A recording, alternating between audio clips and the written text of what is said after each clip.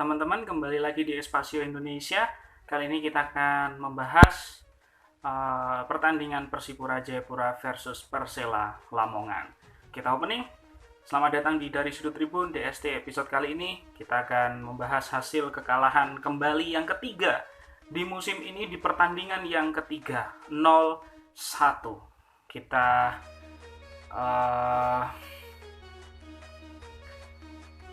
cukup kecewa dengan apa yang terjadi. Pertandingan yang membuat kita mulai berpikir dan khawatir soal keadaan tim ini. Tapi ini adalah buah dari ketidakseriusan pihak-pihak yang bertanggung jawab untuk mempersiapkan tim. Ya, ini buahnya. Ketika yang ditanam adalah ketidaksiapan, ya yang dihasilkan buahnya ya teman-teman tonton sendiri. Kita bahas sedikit jalannya pertandingan. Kita kalah 0-1 dari Persela Lamongan di kandang, yang artinya apakah Stadion Mandala Jayapura masih seangker itu? Silahkan teman-teman jawab sendiri dengan keadaan Persipura yang sekarang.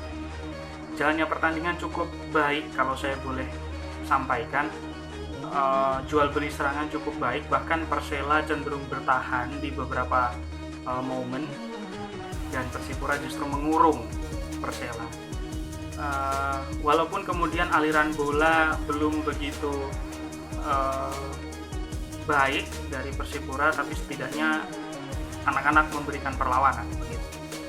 Ada 3 hal yang saya catat yang perlu saya soroti. Yang pertama,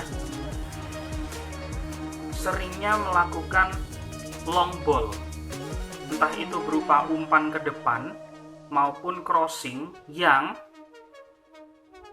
back-back Persela cenderung lebih bisa mengantisipasi. Jadi usaha yang dipakai Persipura tadi itu kebanyakan long ball, umpan maupun crossing, yang semuanya, saya boleh bilang semuanya tidak efektif. Pasti bolanya balik lagi ke tengah, ke lapangan tengah, atau malah dapat pemain Persela dan melakukan serangan balik. Kalau Persela sendiri, mereka menyiapkan serangan balik yang cukup efektif, prosesnya dibangun, kemudian golnya cukup cepat. Itu yang pertama. Kenapa kita harus memaksakan diri untuk crossing dan long ball? Setelah dicoba berkali-kali, kenapa masih terus dicoba sampai terakhir begitu?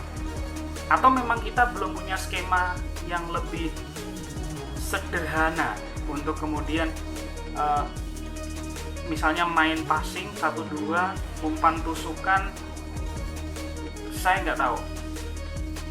Itu yang pertama, kenapa kita sering melakukan long ball. Yang kedua, kenapa kita sering memberikan umpan-umpan yang justru menyulitkan teman kita sendiri. Itu yang kedua. Jadi kenapa cenderungnya itu ketika umpan dilepaskan ke teman kita, misalnya saya ke Anda begitu, umpan yang saya berikan tuh sulit dikontrol, sulit diterima. Kebanyakan akhirnya lepas atau membiarkan teman kita berbenturan dengan pemain Persela. Ini artinya ketika Anda menerima umpan saya, Anda itu tidak punya opsi untuk mengumpan ke siapa. Bahkan untuk sekedar dikembalikan ke saya tuh nggak bisa. Ini aneh dalam artian harus diperbaiki atau seperti apalah. Teman-teman staf kepelatihan pasti juga sudah melihat ini, saya yakin. Terus kemudian yang ketiga, teman-teman,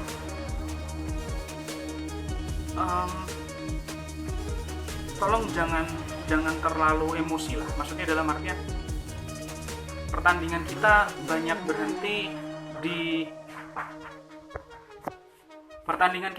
berhenti di ini tidak hanya soal lawan Persela saja ya, tapi di pertandingan sebelumnya kita banyak dirugikan hanya karena emosional begitu. Saya juga nggak bisa menyarankan apapun sih. kenapa kita tidak fokus pada bagaimana permainan baik kita daripada kemudian berakhir protes pada wasit, kemudian menghabiskan waktu untuk, saya nggak punya banyak komentar sih,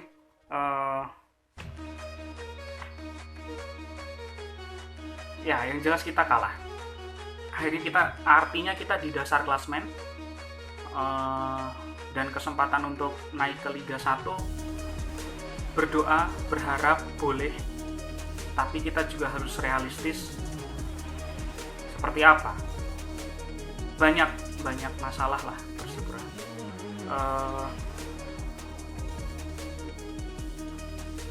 Katanya ada 2 pemain pun sampai sekarang Campbell tidak bergabung. Terus kemudian saya tambah satu lagi adalah kreativitas kita untuk menyerang dan menghasilkan gol itu minim. Maksudnya minim itu tidak banyak opsi yang bisa dilakukan. Jadi ada 3, kenapa harus crossing? Yang kedua, kenapa harus memberikan umpan-umpan yang sulit? Yang ketiga, sisi emosional. Yang keempat, kenapa kemudian kita